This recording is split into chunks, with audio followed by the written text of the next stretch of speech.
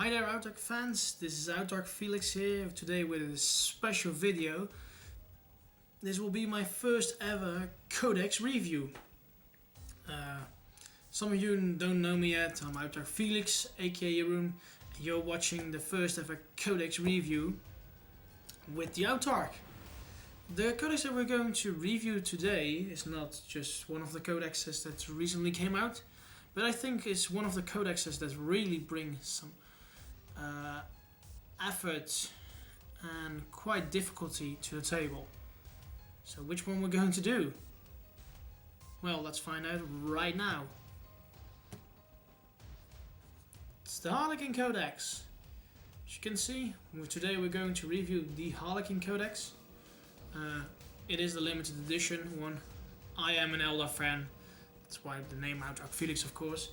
And today, guys, I'm going to show you how they work and what my opinion is in playing the Harlequins. As you can see, this is the limited edition. Unfortunately, it has already a little bit of scratch right here. I played with it too much and read it in too much, so it's already damaged, unfortunately. But yeah, it's a book, it happens, and yeah, still can use it, nothing is damaged more, so yeah. Alright, well, first off, where we're going to start is the Harlequins. It's pretty cool.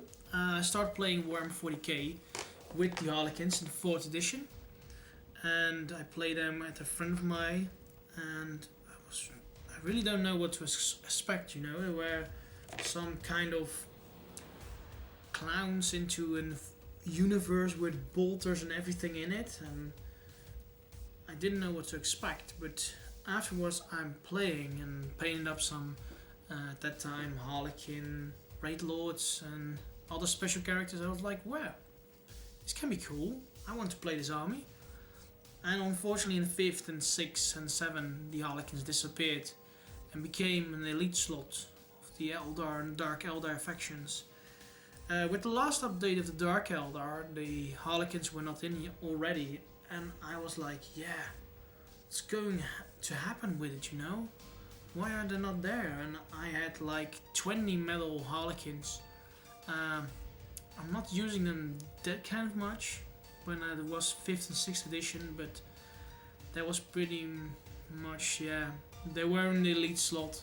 And in both codexes, in my opinion, you had better ones like the Fire Dragons, the Banshees, the Scorpions, and for the Dark Eldar at that moment, the Grotesque, the Rax, all that kind of things that were great. So yeah, I'm actually very happy they get their own codex back. The codex is not that kind of big. It's more of just to give you guys some impression. Starting here at the end of the pages, these are the rules, and these are just the cool extra things around it, like the background story, what are the Harlequins, with which factions they have, some concept art as well in it. And I think it's pretty cool because a lot of these things you really can take to give some advantage on how they work or how they are watching. But yeah, I'm not doing that today. I want to talk about the rules because that's more important, and all of us are going to use the rules, of course. So let's go and watch to that. The force of the Harlequins. You can play the Harlequins at 3 different things, or actually maybe 4th. First off, we have the combined army detachment from the normal rulebook. You can play 2 troops and an HQ and the elites and everything. Unfortunately, the Harlequins don't have that. They only have troops, elites, fast attacks, and heavy sports. So maybe you can do something and ask your opponent that you can play them in a combined army detachment. I did it with Tom in the last battle report you maybe saw when I was playing Eldar and Dark Eldar. If you didn't watch it, just go and watch it. It's right up there now. So that was one of the first things. The other ones is you can play Unbound with them and just play whatever you like to do. I'm not that kind of fan from Unbound, but yeah, that's my own opinion. And because I've saw too much games that you have 6, 7 flyers or 8 heavy supports, 2 Lords of War, 3 Lords of War, and then not Logan Grimnar and Storm Rider, for example, but just 2 Warhounds or 2 Revenants. So I was like, I'm not going to play that anymore for a short time. So yeah, that was one of the other things. The third thing is you can play formations with them. In the Harlequin Codex you have a lot of different formations with extra rules in them. And they can bring an extra thing to your Eldar or Dark Eldar army, or in any army you want to play with them. And the last one, and that's the most important one I think, is their own detachment, the Harlequin Mask. The Harlequin's Mask has a compulsory, and if I'm not saying it right, guys, I'm very sorry. I'm trying to do the best I can. So compulsory from the Harlequin Mask is you need 3 troops, 2 fast attacks, and 1 heavy support slot. And the optional you can put with Harlequin Mask is 7 elite slots. So in total you can play 7 elites, 3 troops, 2 fast attack, and 1 heavy support. The restrictions: all units in this detachment must have the Harlequin faction. Well, that won't be a problem because every model in the Harlequin Codex has the Harlequin faction, so wouldn't be a problem. The command benefits are as emissary of Kigarath. If you have selected a Trout Master for this detachment as your warlord, you can reroll the result when rolling on one of the warlord trait tables in the Codex Harlequins. It's pretty cool. It's just, yeah, re-rolling if you have 2 troops on it, but yeah. The other special rule, that's where it's about, is the following one, the Rising Crescendo, and it's from the start of the second turn, all units in this attachment that have the fleet special rule, and I'm saying it correct, every model here has, they can run and charge in the same turn, what means they get their old fleet back. When you had in the 4th edition, the Harlequins could charge or run and charge at the same time in the same turn.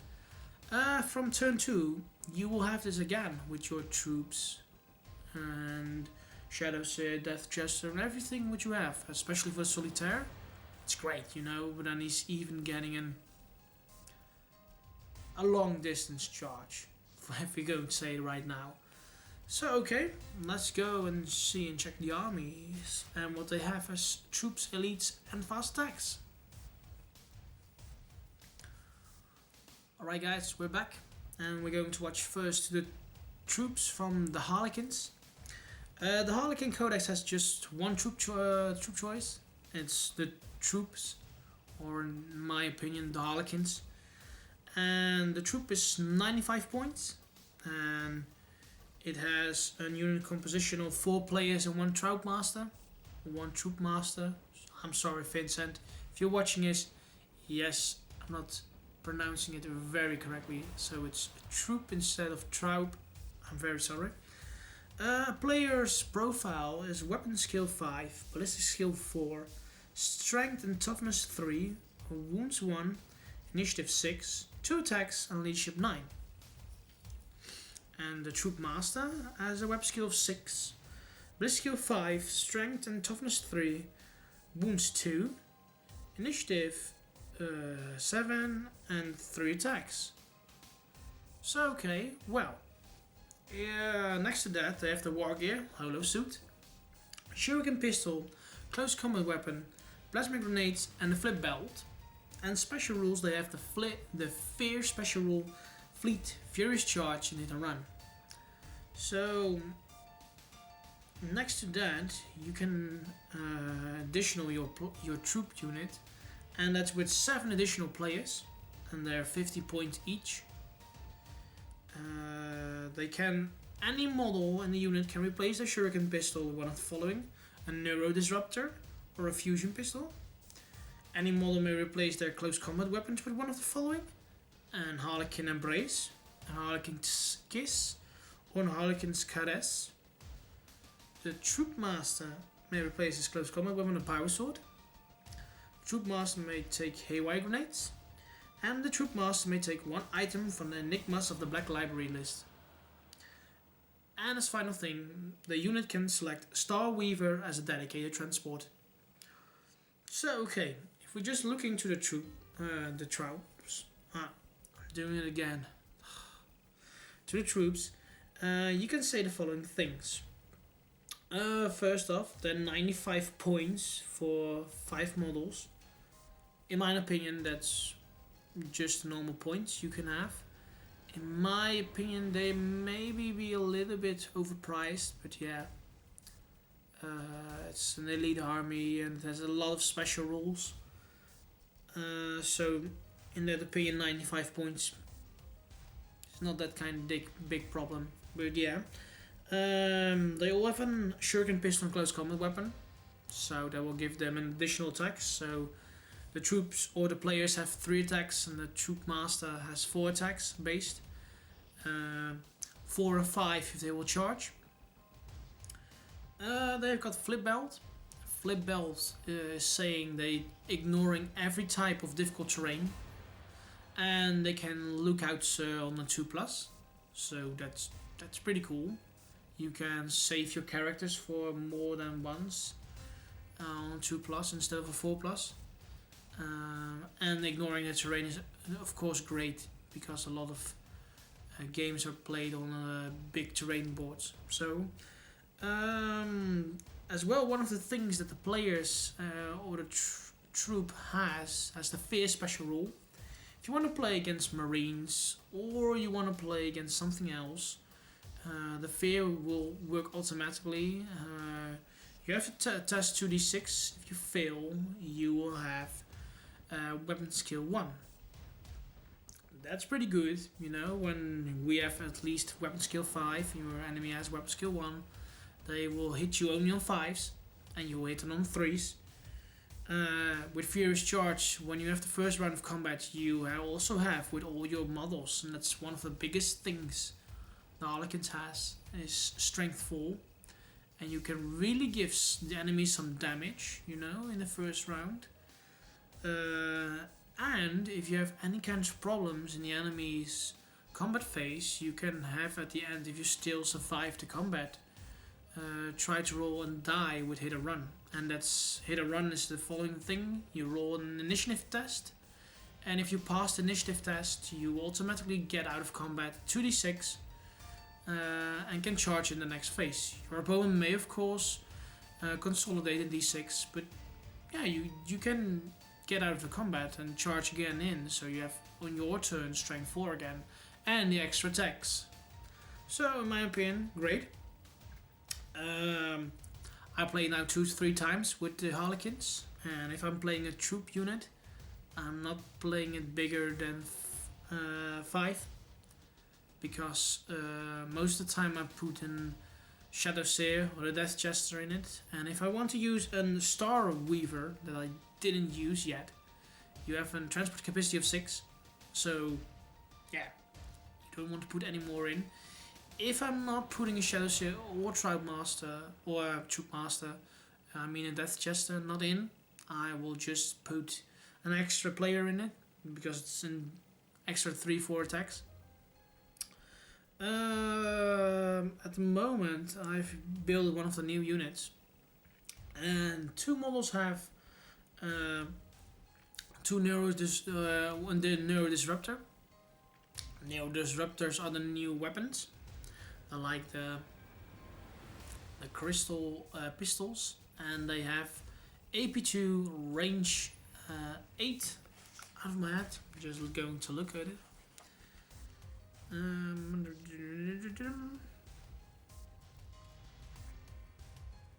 Yeah, I'm correct. They have a 12-inch even, and there are strength 1 AP2 12-inch range pistol with flashbang. So, and they're a pistol, so that means they're assault. If you're going to charge in your enemy, it's always great to have two weapons that have AP2, you know, because most of the time two models will already die before you charge in.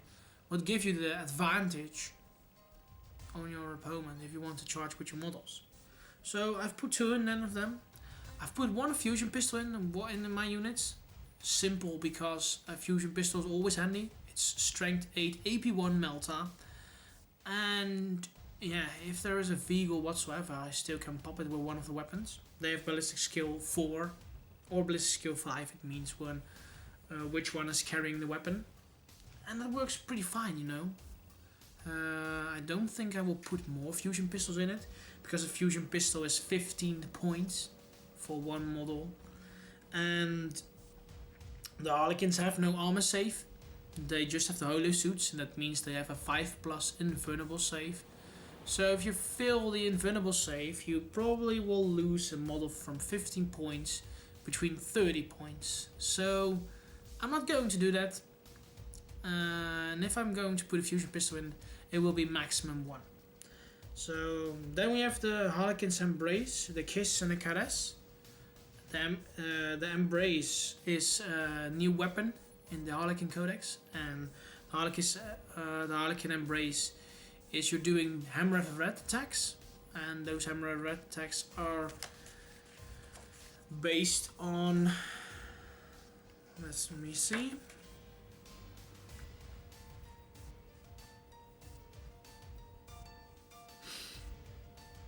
yeah, they have a Hammer of Red, and they do D3 Hammer of Red attacks, and they automatically hit and resolve at strength 6. It's pretty cool. And Harlequins Embrace is 5 points for model. It's not that big of a deal, but I don't think I will use them because the other twos are very good. And this is the point where I'm coming right now from. The Harlequins Kiss. It's just a normal weapon on the normal profile, except for one die. If you pull, one of your dice has to be another color. That's the Harlequin's Kiss you're fighting with, and that has the following profile. It has strength 6, AP2, and if it hits a 6 wound, it has the instant death special roll. And yeah, you can kill characters with it if you just like to roll and hit with it. For example, I will put it on my Trout Master. He has a weapon skill of 6, so most of the times he will hit on 3s.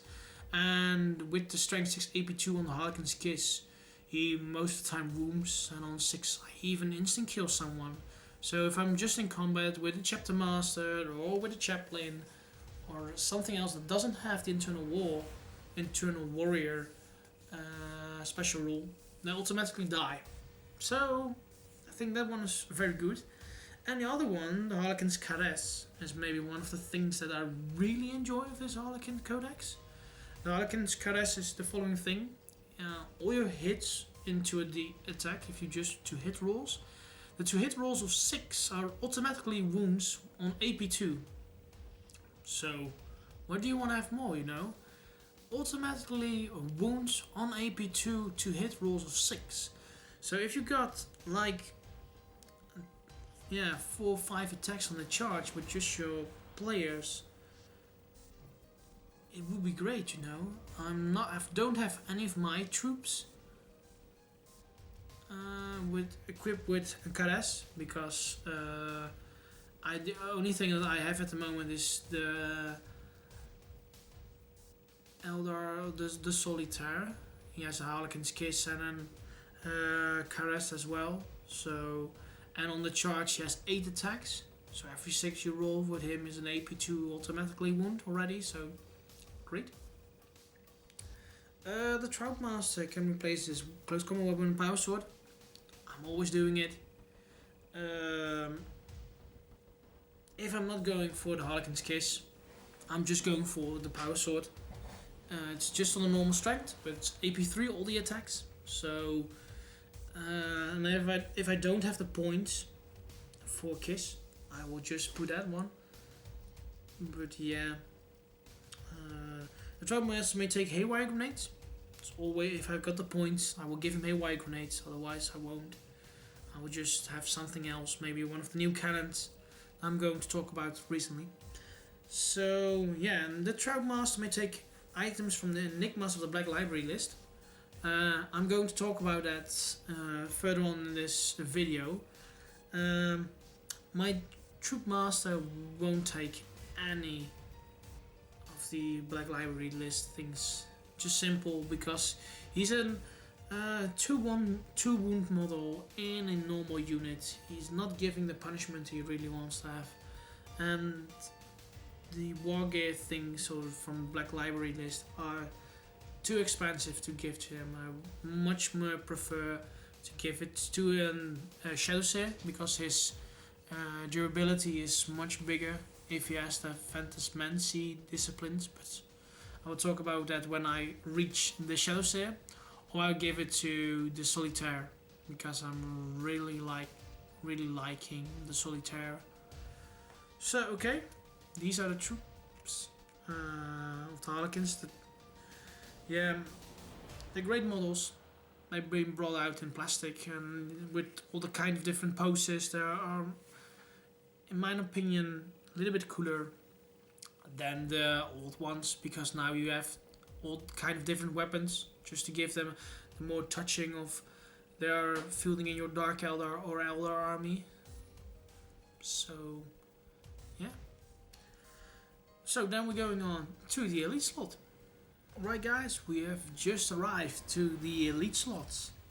First up we have the new Death Chester and the Shadowseer.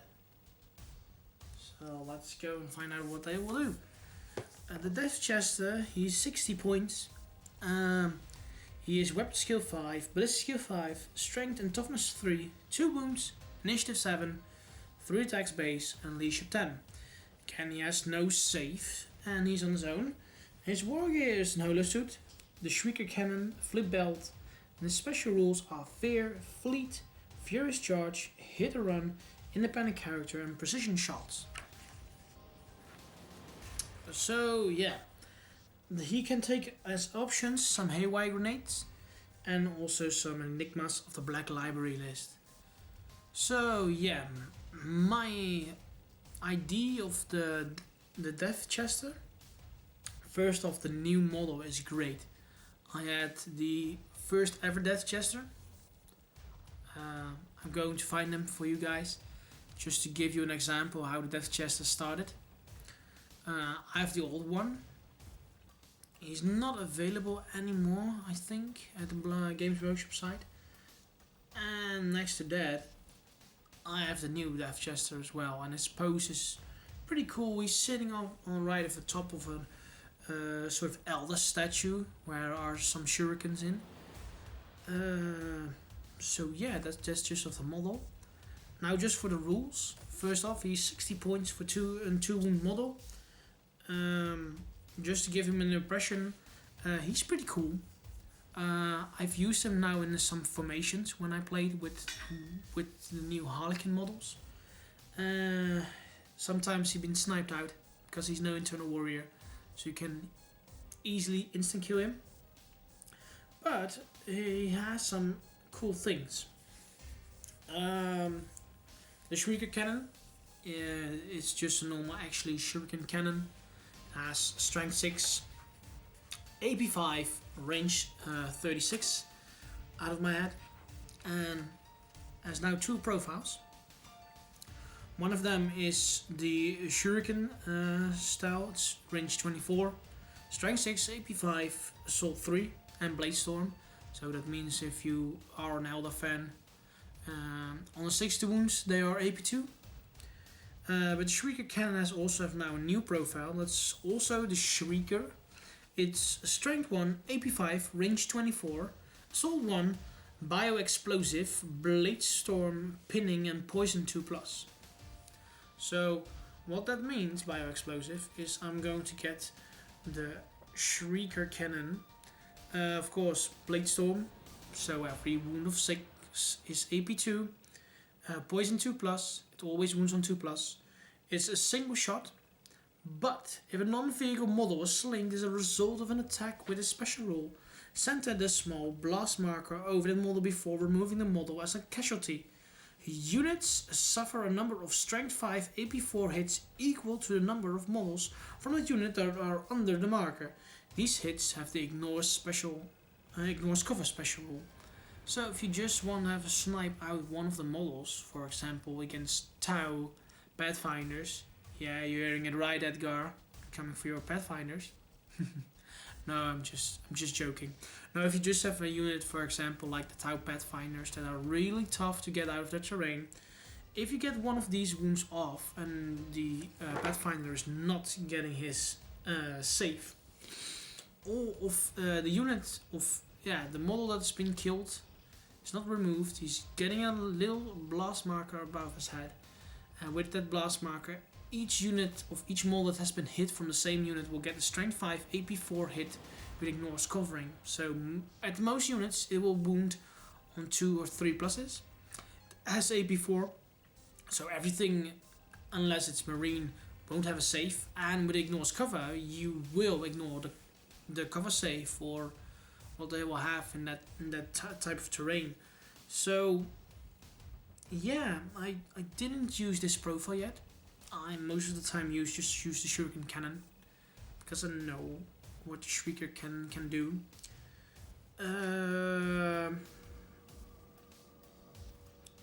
Yeah, you know, it's actually very easy. You can have 2 of these things. In my opinion, the Shuriken is great, but if you really want to play against units like Tau Pathfinders or Space Marine Scouts with camo cloaks, just use this profile and hope for the best. If you wound one of those and kill one of those, then you can get this little blast marker over that. And I think a lot of people that didn't play against Harlequins, you can surprise with it and take maybe half of the unit or maybe the entire unit away of table. So yeah, and Death Jester, really a model that has to be in your army, especially with his other special rule, and that is death is not enough. An enemy unit that suffers 1 or more casualties from a Death Jester Shrieker Cannon during the shooting phase must take a morale check at the end of the phase with an -2 modified to its leadership, just as it has suffered 25% of casualties. If the test is failed, the Death Jester controlling player chooses the direction that the enemy unit is falling back. If the unit continues to fall back in subsequent turn, it does so towards its own table edge normal. So, in my opinion, if you're using this correctly and want to damage, in my opinion, you can do the following things. If you just kill one model with it, and that's just with, if you use the Shuriken or the Shrieker Cannon with the poison one, they have to do a morale test, -2. Most of the units have leadership 6, in between 8. Some units have 9 and 10. The Marines and Dark Eldar factions. But if they fail, they will fall back automatically 2d6 in any kind of direction you want. So for example, if you have bikes or swamps or whatsoever, that will fall back 3d6. The enemy rolls first how much they will run, and you can choose which side they will go. So you can choose to get them to your army, so you can charge them in your charging phase, or just getting them off the table anywhere, any point you want to have them, to give, for example, cover to your players that are running to an enemy unit that has open line of sight between you. If they're falling back and they're not regrouping, then you have an extra 5 up cover save next to your 5% invul. Don't know why I'm saying this, but I think it's pretty cool.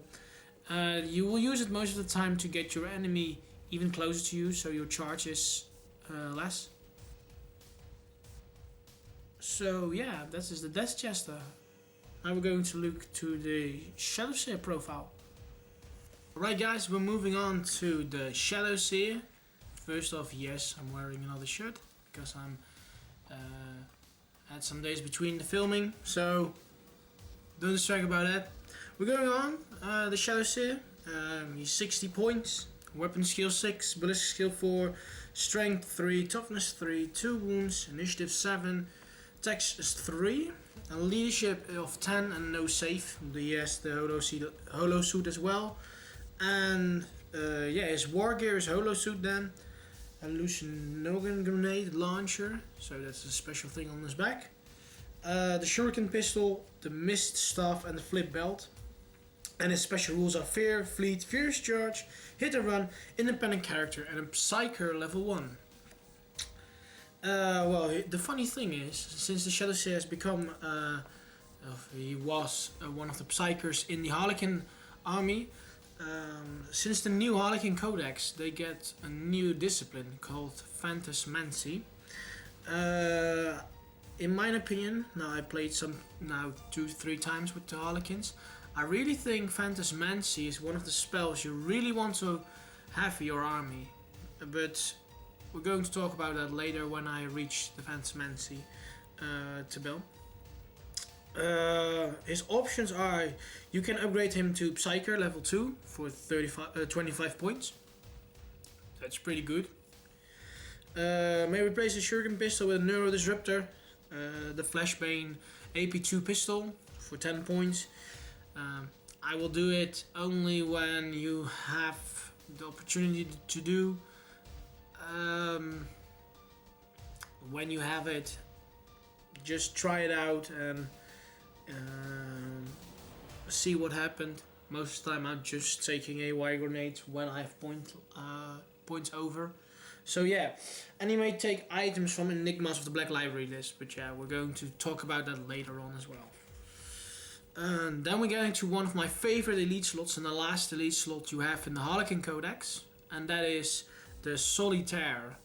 The Solitaire is 145 points, and he is weapon skill 9, ballistic skill 9, strength and toughness 3, 3 wounds, initiative 10, attack 6, leadership 9.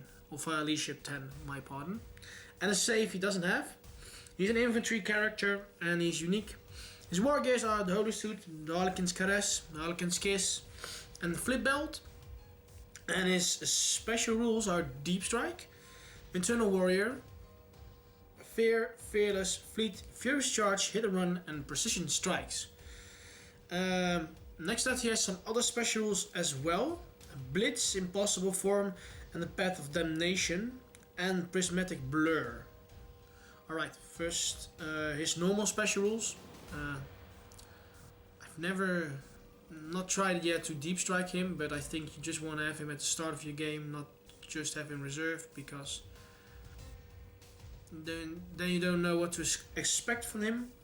Internal Warrior, great. He's toughness 3 pop. He has 3 wounds, but because he's Internal Warrior, only weapons with remove from play can really destroy the Solitaire, so that's pretty good.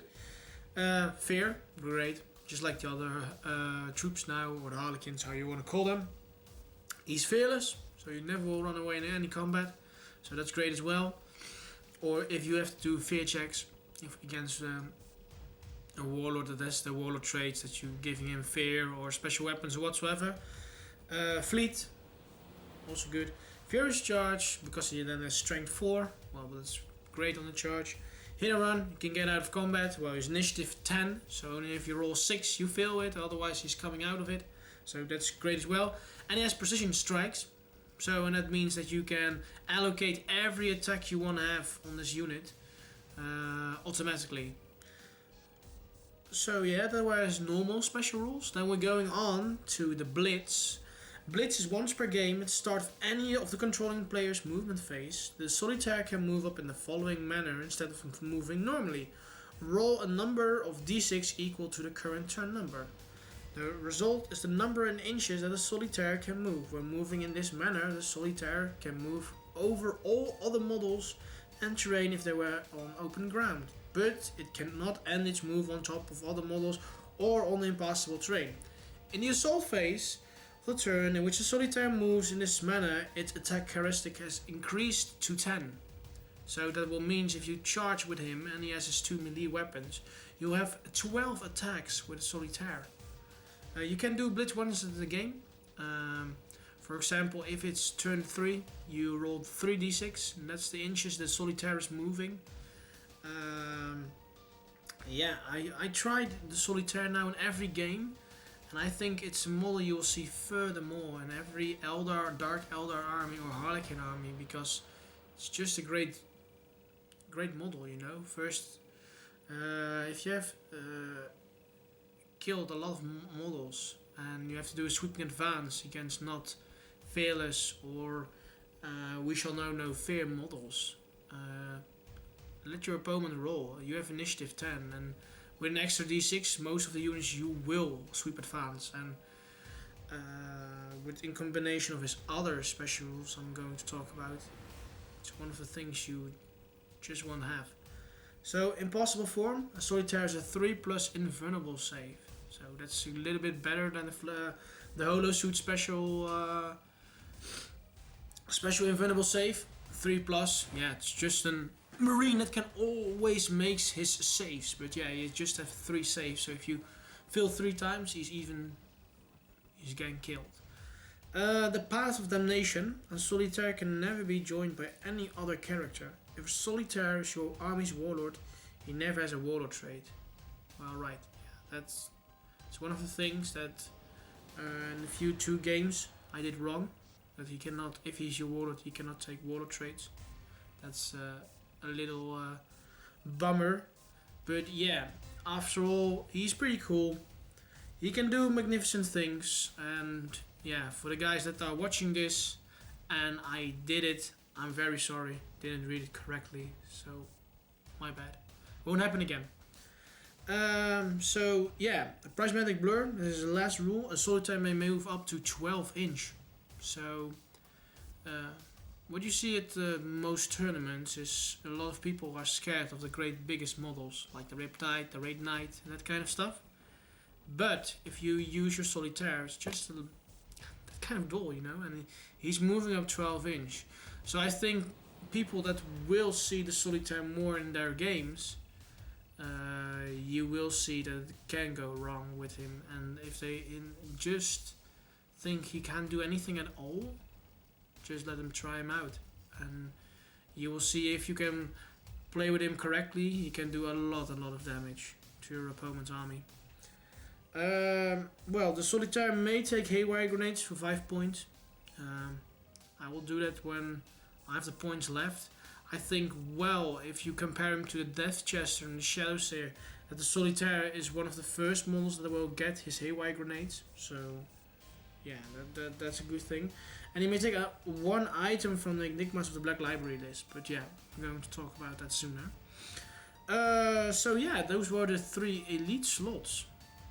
In my own opinion, I think that the Solitaire, the Death Jester and the Shadow Seer are great models to have in your army. As I said, if you can use them very well, they can do a lot of damage on your opponent if you play them correctly. But on the other hand, they are very hard to play because they have 2 wounds and 5+ infil.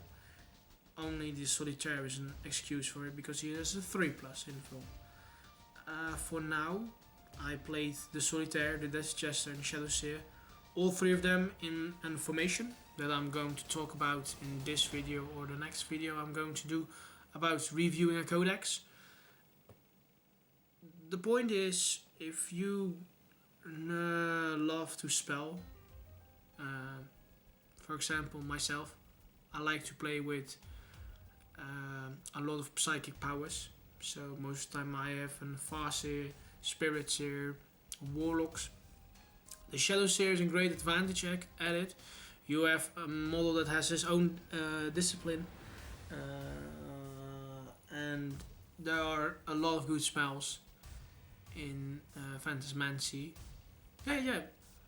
Well, I'm not going to talk about Phantasmancy right away. So guys, give me a moment. We'll get things with it.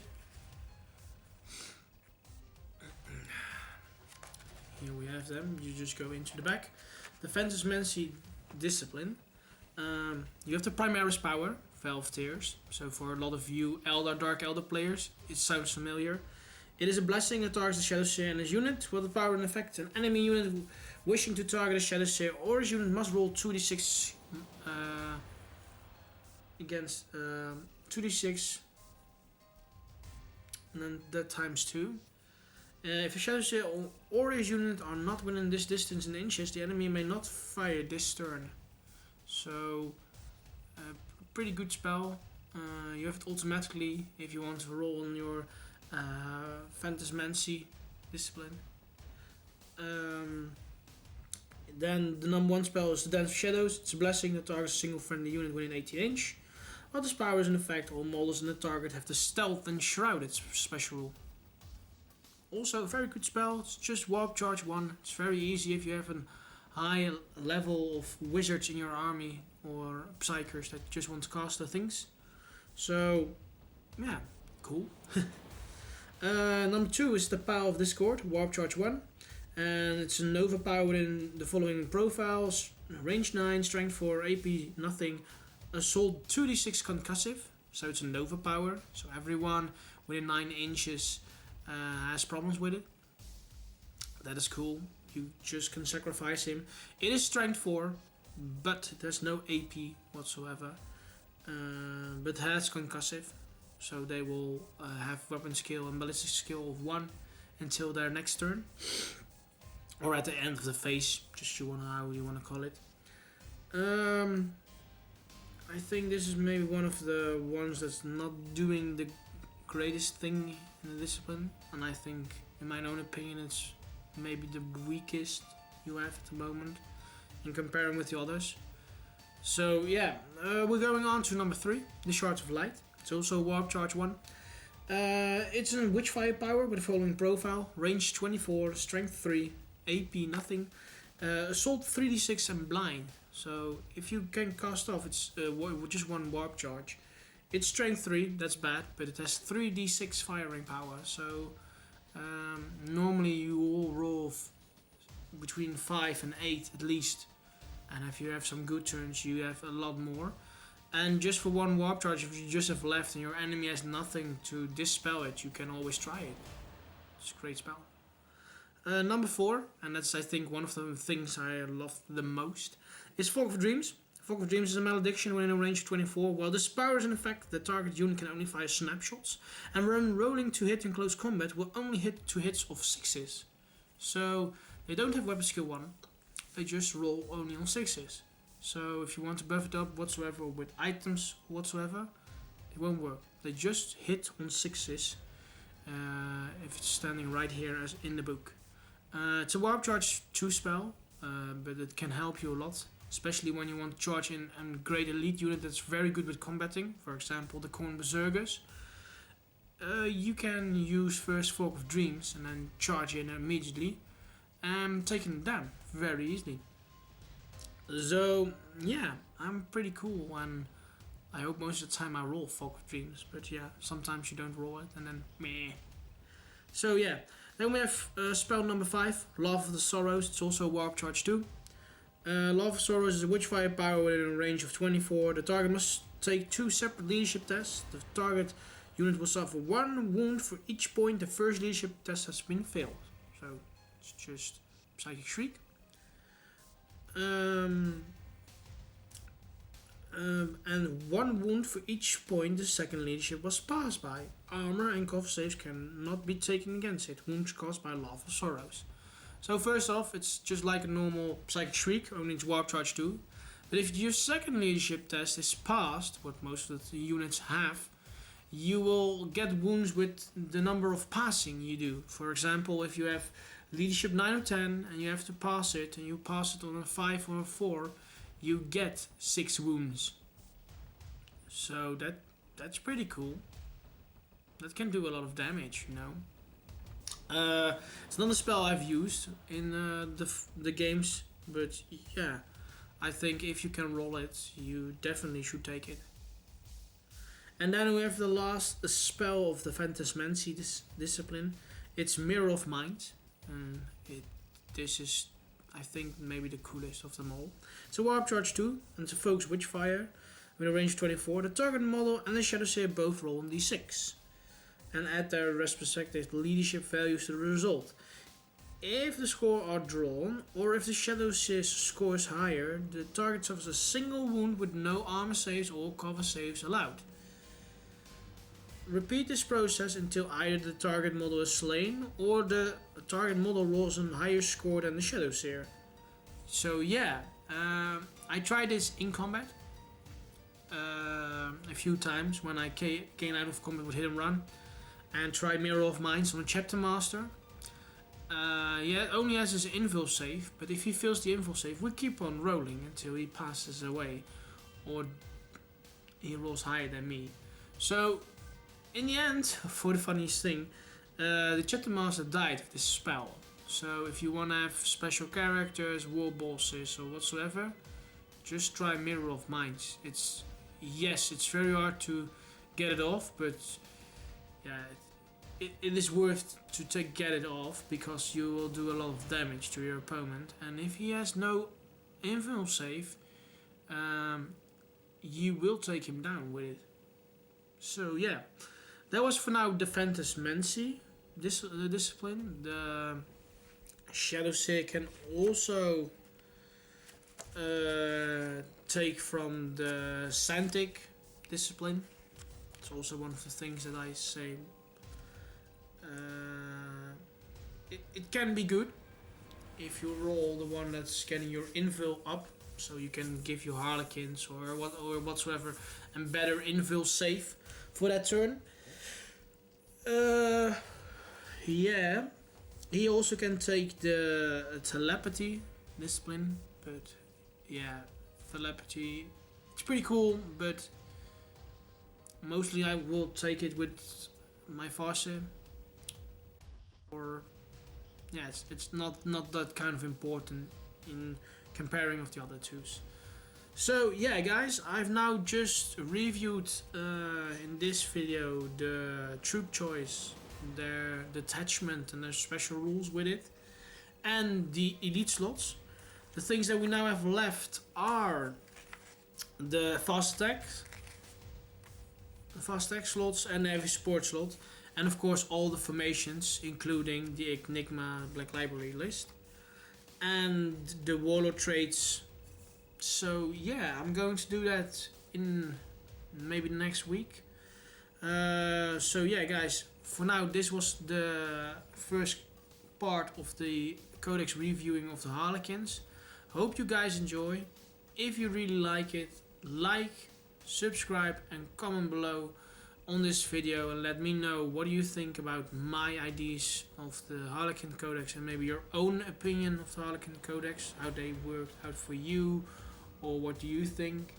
If there are things that I didn't say correctly about the rules, you can comment as well, because I don't know everything, you know.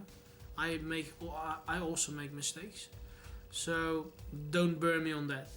So guys, again, I hope you watch and enjoy the video, and I will see you in the second part of Codex reviewing with the Autarch and then the Codex Harlequins. So for now guys, see you next time. It was I Autarch Felix, and happy wargaming.